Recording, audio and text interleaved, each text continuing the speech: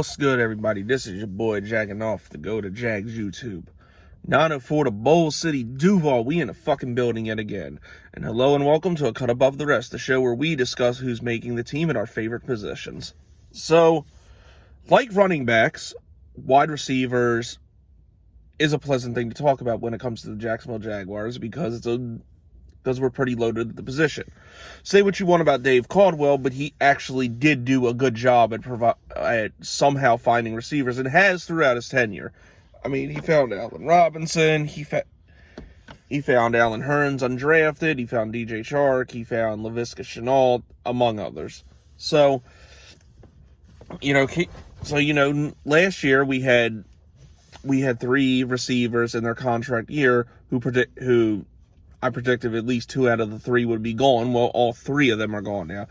Keelan Cole, Dede Westbrook, and Chris Conley, they're all gone. But the Jaguars well prepared for it, though, at least. So first we'll start with the four that are definitely making the roster. I think the four that are absolute locks for the roster. First, of course, is DJ Chark. Now people thought DJ Chark had a down year. DJ Chark, yes, his numbers were down from his 1,000-yard season a year ago, but you can only blame DJ Chark for so much because of who he had throwing him the fucking ball. Remember, we were quarterbacked by Jake Luton and Mike Glennon, who are fucking atrocities. I think with Trevor, DJ Chark has a bounce back year for sure, especially since it's a contract year. And he will likely receive the franchise tag after this. Marvin Jones, of course, the next guy we got from the Detroit Lions, who's basically been one of the most consistent receivers in the league, even though he was on a bad Detroit Lions team. His familiarity with Darrell Bevell made sense for him to come here. I mean, if he's putting up 70 catches and 9 touchdowns every year, shit, I'm with that. We need something like that here, and it should be no different here. Now getting down, I think. Next is the guy who could potentially end up being the number one receiver when it's all said and done, and just because of his versatility and how good he was and how much he flashed last year, that being one Laviska Shenault. Laviska Shenault, our second round pick last year, really showed a lot of promise. Probably one of the best drafted players, probably the best draft pick we made in that draft class in terms of production. This doesn't include James Robinson because he wasn't drafted, but Laviska Shenault's a monster. Just the shit we saw this guy do is ridiculous. Think about it. With what he had to work with throwing him the ball, he really showed a lot. Now I can't wait to see what this guy can do with a real quarterback throwing him the fucking ball. So this guy I think is definitely a potential breakout star for the Jaguars and should be for a very long time. Just his size, speed, and versatility is just very rare among receivers. The only knock on him is health, but for the most part he stayed healthy last year. So I think this guy bare minimum will be 1B next year.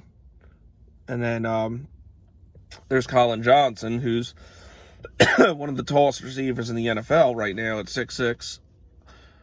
I think he's going to stay at receiver, but I'll talk more about him in the tight end video tomorrow, because I'm kind of wondering maybe the plan is to transition him to tight end. I personally think that would work, especially for. But yeah, that's the tight end video. But I do really like Colin Johnson. He showed a lot of potential last year, and I think if nothing else, will be a very dangerous red zone target. Now for the next part of the roster, I don't know how many receivers the Jaguars are going to keep. Typically, I think it's 6. But there basically are 2 spots up in the air. I'm not gonna really talk so much about Jamal Agnew and Pharoh Cooper because they're kick returners and special teams guys, and I don't know if they're gonna have their own separate spot on the roster and won't really count against the receivers. But I don't know how that's gonna work. But let's say 2 are up for grabs. We have Phillip Dorsett. For some reason, everybody thinks he's a lock to make the roster, and I really don't understand why. Like, I mean, I've never been a fan of Phillip Dorsett. Like, give me the choice between the 2 Miami receivers that came out during that year, between Phillip Dorsett and Allen Hurns. I'm taking Allen Hurns all day, but I just don't understand it with this guy. Like, I think his best season was like 500 yards and 5 touchdowns. I could be wrong about that. I haven't really looked at his stats lately, but I just don't see how this guy is a 100% lock to make the roster when there's already stuff behind them. But I don't know.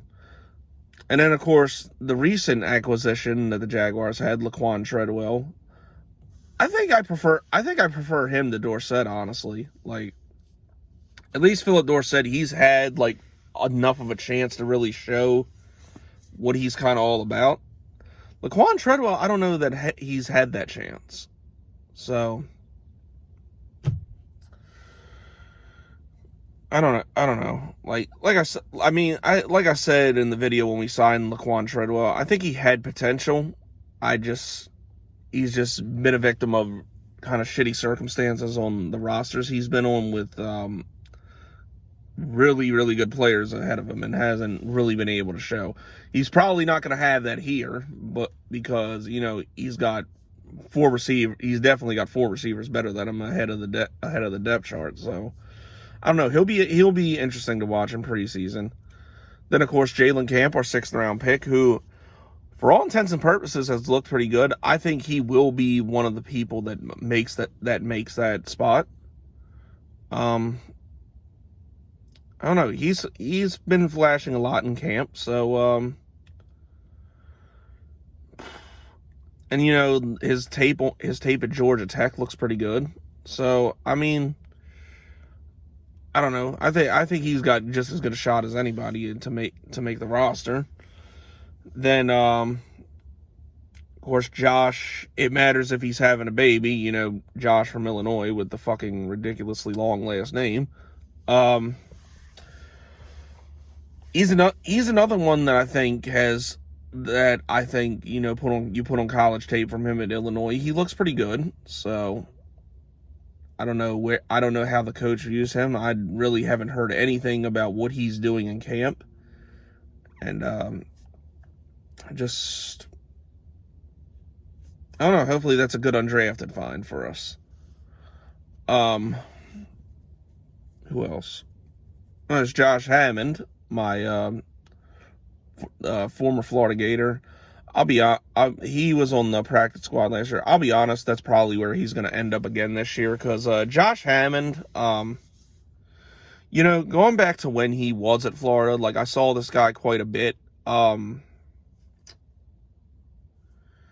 I don't know, when you think of Florida Gators receivers like Van Jefferson, Tyree Cleveland, Kadarius Toney, those are guys that I thought were better than Josh Hammond. I mean, I like the guy, he's a former Florida Gator, but I just don't ever see this guy getting on the field for the Jaguars. But I don't know, he'll probably end up being a practice squad guy again. Then I think the last guy there is this dude, Tim Jones, who I absolutely know nothing about. So, yeah, that's basically who's competing for the spot. Ultimately, if I had to make a prediction on it, I'd say, the 4 I mentioned that were locks, and then I don't know, Philip Dorsett and Jalen Camp are the ones that get the 5th and 6th spots, and then maybe a couple guys there make the practice squad. So, honestly, I think if we do cut Josh from Illinois, I'm not even gonna try to say his last name. It matters if he's having a baby, Jesus Christ. But I do think if we cut him, he'll get picked up. But then I don't think he'll make it to the practice squad. I think somebody will pick him up because his talent definitely shows. And I don't know if Laquan Treadwell's even eligible to get on the practice squad, but I don't know. Like, I still think I'd prefer him to Philip Dorsett, but I don't know. I think Urban Meyer likes Philip Dorsett, so I don't know. But I don't know. Let me know what y'all think. But that's it. That's all, people. This has been your boy Jacking Off. Go Jags. Duval till I die. Go.